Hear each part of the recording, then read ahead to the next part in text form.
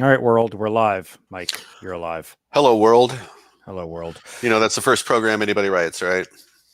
Hello, world. Yeah, I'm it's a alive. program to print. No, it's a program that does nothing but print the words "Hello, world." That is the first program a whole lot of people learn to write, especially if you read Kernighan and Ritchie, which is the authoritative Bible for the C programming language. We don't need to talk about this.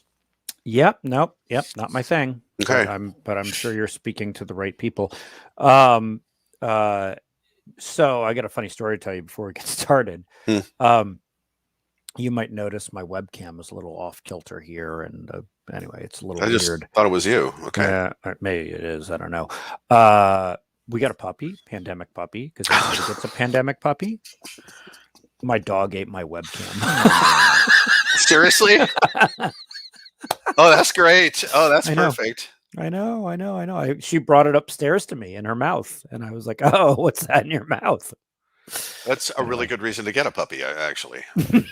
to your webcam. All right. Hey, yesterday we did urgent panel webinar that took a weird turn, and it was a good I don't panel know if it about was a threats to weird the turn. public. Well, it took an interesting turn. That about threats to the public sector, Hmm. and I know the audience appreciated it. I got a lot of great thumbs up afterwards, and we do a survey, and 95% of people said it was excellent. So it must have been good. So it must have been. And, I'll say that lately, especially, a lot of these panel discussions we do, they go down this rabbit hole and end up on insurance, reduced coverage, higher premiums, requirement Hmm. for security controls, all of that stuff.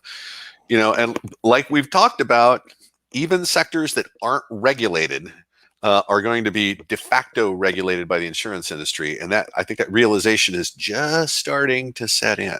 But yeah, Yeah, that was a good panel. It was a little there was a sideways turn there.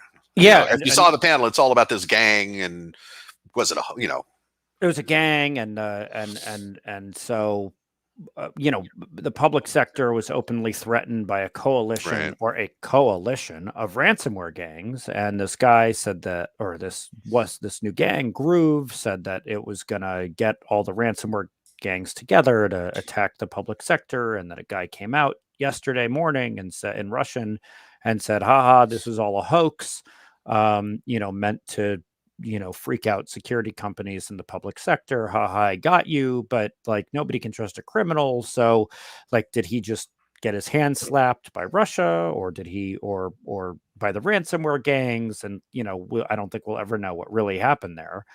Um, but, the question of, is it a hoax? Yeah, who knows? Oh, goodness. And by the way, the thing that you've been talking about here for weeks, about Cybercom being involved in the takedown of Hmm. Revol, Hmm. um, you know, that came true. Told you. Yeah.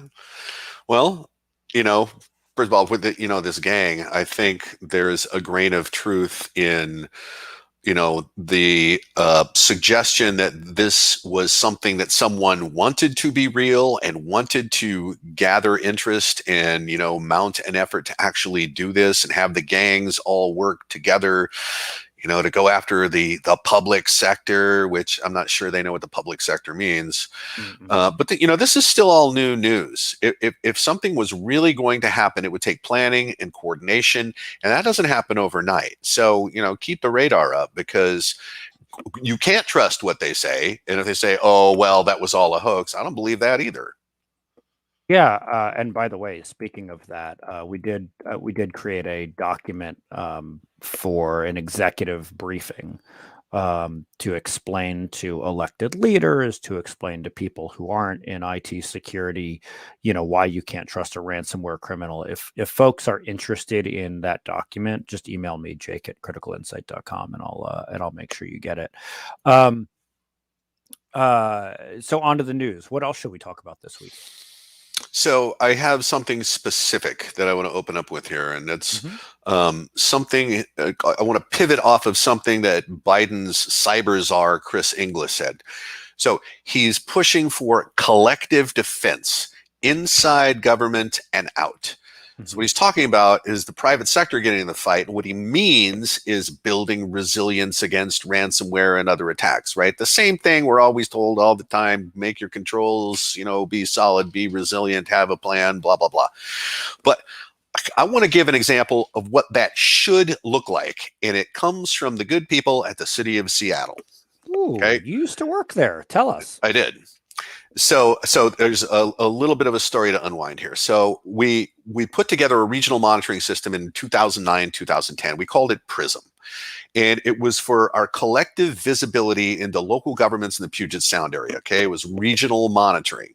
Who needed assistance? What was going on? So I have a nice letter in the other room from Alejandro Mayorkas on it.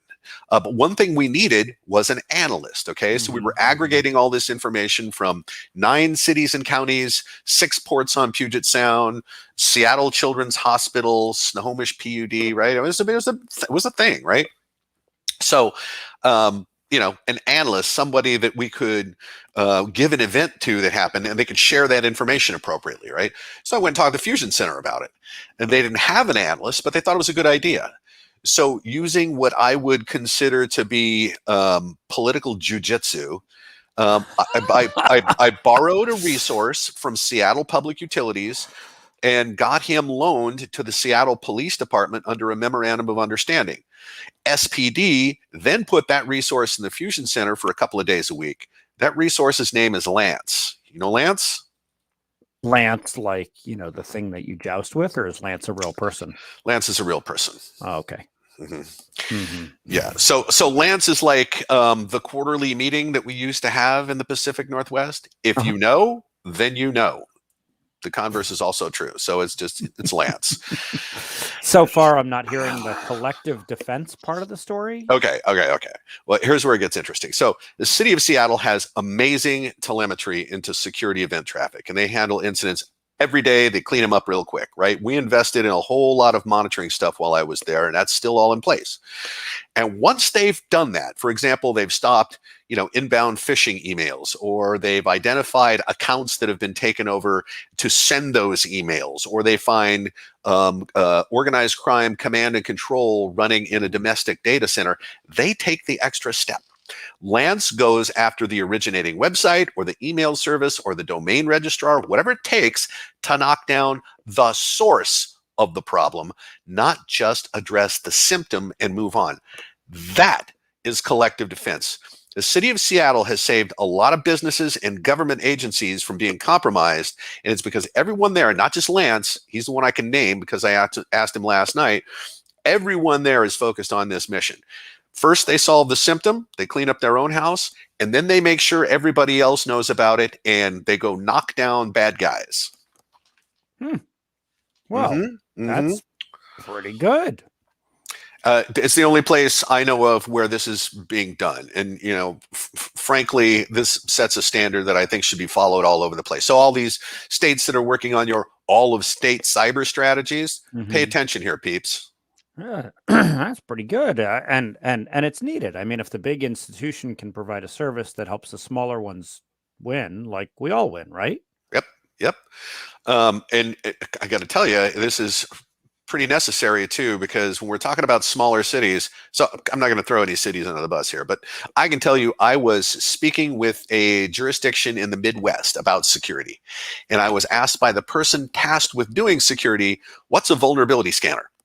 So yeah, this is an idea that needs to spread, right? The smaller jurisdictions are frozen out of getting qualified practitioners in there, and so if the larger institutions can help in this way, that gets the needle to move. This is an idea that needs to spread. I was going to talk about an interesting policy idea we talked about last night too, but maybe some other time.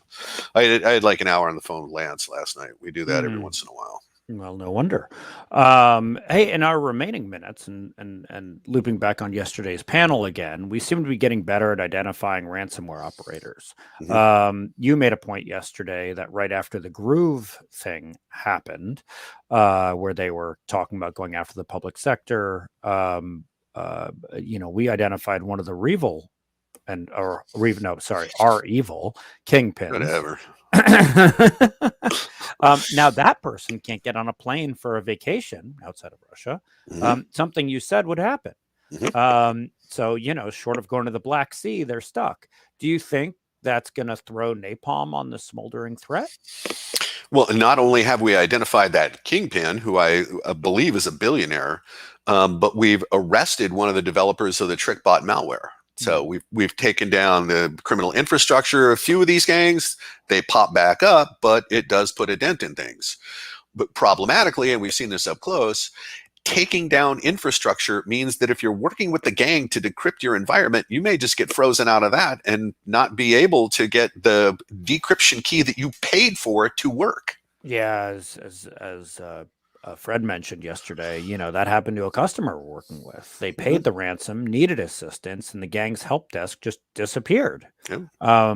I think we've, been successful at doing the decryption for them, right? So, I mean, they're okay now, but back to the point, are these actions by the US going to cause some kind of blowback we'll regret? I don't know. Frankly, I don't think we'll care. Hmm. At least not until a hospital can't get back to work. And the reason is a takedown and they can't get decryption to work and there is no help desk. That can happen. So if, the impact there is, loss of life, for example, that makes this not the best technique to use. But, in the short term, we're going to keep doing this, I'm sure. Yeah. Hey, threats and vulnerabilities. What do folks need to know? Folks need to know the big one is being called the Trojan source, which is just a funny name. It's a bug that exists in every compiler. So if you don't know what a compiler is, it's the thing that turns the human code that you wrote in some programming language into machine language. And what it means is that every piece of software can be compromised. So if the solar winds attack seemed exotic and sophisticated, it may soon look like the norm. And if you combine that with the fact that North Koreans, Russians, and Chinese are all going after service providers to get to their customers, we may have a disaster coming. I hate to be, always talk about disaster coming, but what else? Researchers identified a botnet that's infected 1.6 million devices, primarily located in China, that are they think being used for launching DDoS attacks, so distributed denial of service. Um, that's interesting because DDoS is now an extortion technique, along with records theft and encrypting your environment, right? So, but I wouldn't think things like that would be launched from China. Let's see, if you're an Android user, the patch you should have just applied fixes a 0-day that was pretty bad, so don't resist the update. GitLab, there's an unauthenticated remote code execution problem with GitLab that's being exploited right now. So check the story to know which versions are fixed and make sure you got a fixed version. Exchange is still being exploited with the proxy shell attack, and there's this new gang called Tortilla that's installing Babook ransomware on Exchange servers. Did you say tortilla? I did. Okay. Okay, they're using it to wrapper the proxy shell attack. There's funny articles on this. What's the last one? Mac OS was just fixed for a problem that allowed the installation of undetectable and persistent malware. So, Mac users, you may have this now and for the rest of time. No big deal.